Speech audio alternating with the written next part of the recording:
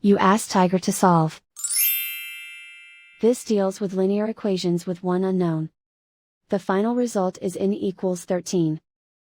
Let's solve it step by step. Simplify the expression. Expand the parentheses.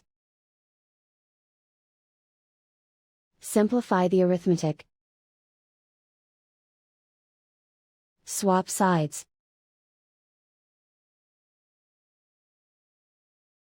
Group all constants on the right side of the equation. Subtract 10 from both sides. Simplify the arithmetic.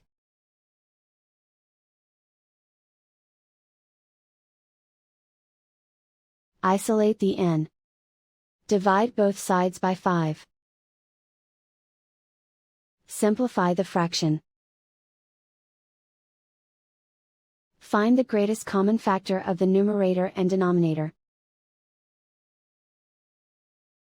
Factor out and cancel the greatest common factor. And so the final result is n equals 13.